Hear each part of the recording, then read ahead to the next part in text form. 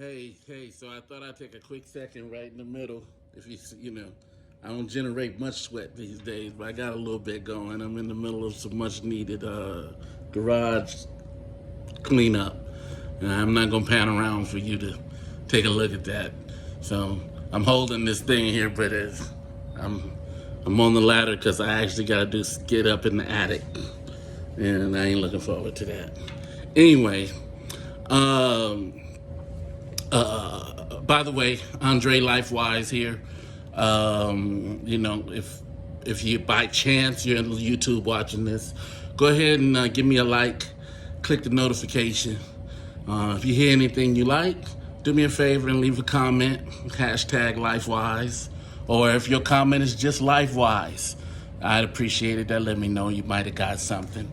Not that I'm always trying to drop anything, but you might have got something, and if you did, give me a LifeWise. But I was in one of my groups real quick, and I realized somebody had come back and said, "Why do you always refer to God as him/her, and or he/she?" And I didn't realize that people had an issue with it, and but I wanted to address it real quick.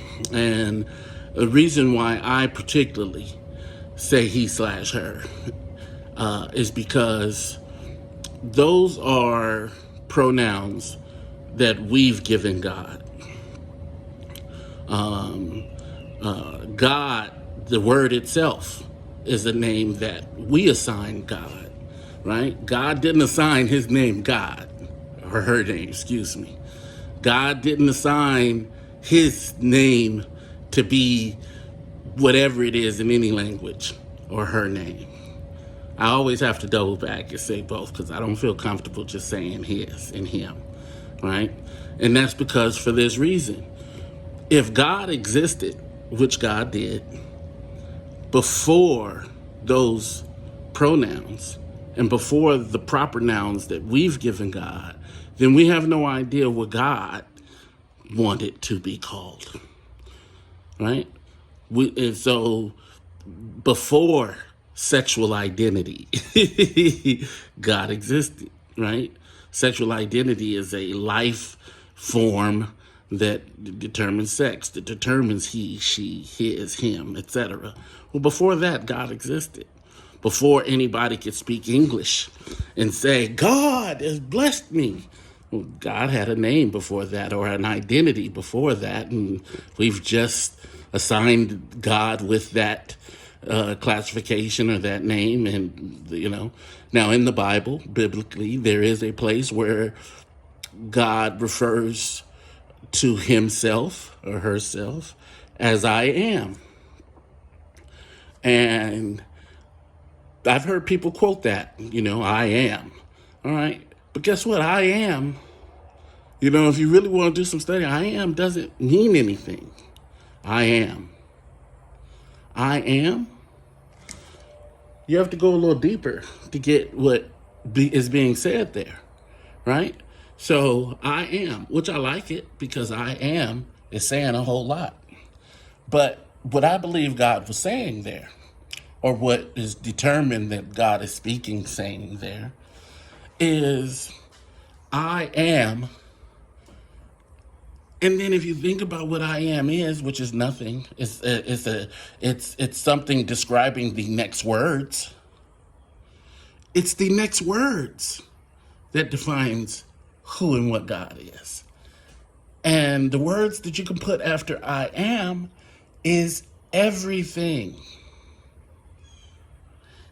Everything. I am ... And God is the ... God is the ... I don't care what word you put there. You can put the word the. I am the. Now there's ... dots on top of the dots, on top of the. But that's God. I am black. That's God. I am ... white. That's God. I am blessed. That's God. I am, you name it. God is everything, anything, whatever, whoever, wherever. That's God. And that's what allows me to be free in the world that I live in, which is not a religious world. It's a godly world. And as I just explained to you, a godly world is the entire world. I get to do whatever I want to do. I get to say whatever I want to say. I'm still godly on top of it because this is God's world. Now, if I want to better my spirit, hone the gifts, then I would do those things that are quote unquote moral. I would do those things that, follow the golden rules. They say the golden rule. Well, there's golden rules.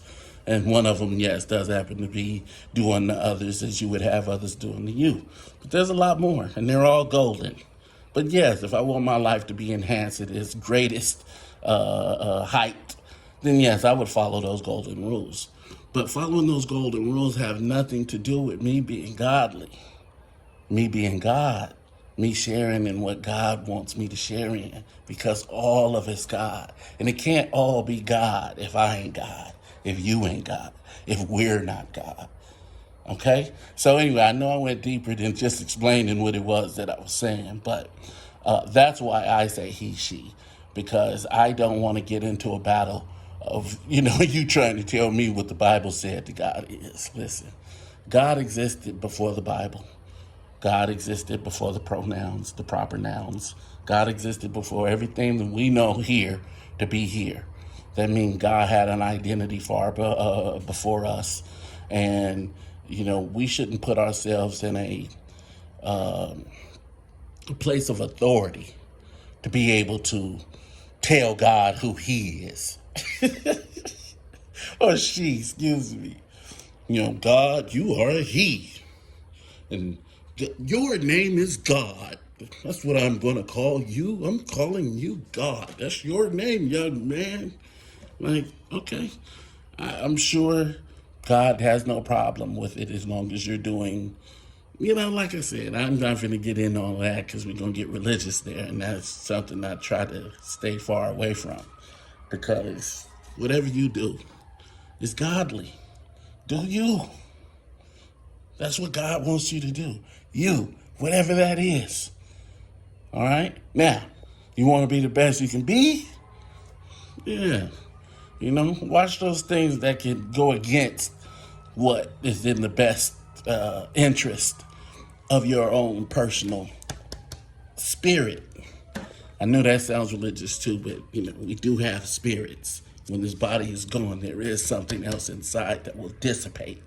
Right? That thing wants us to do what's best for it. And yes, because of physical,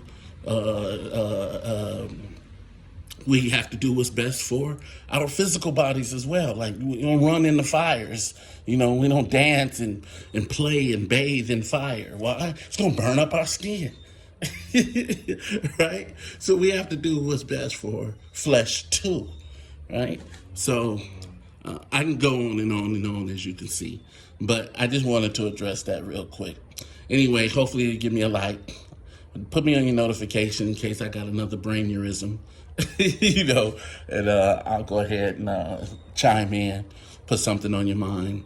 But thank you for taking a moment. If you get something out of that, and then, like I said, give me a LifeWise. Until next time, let's do this.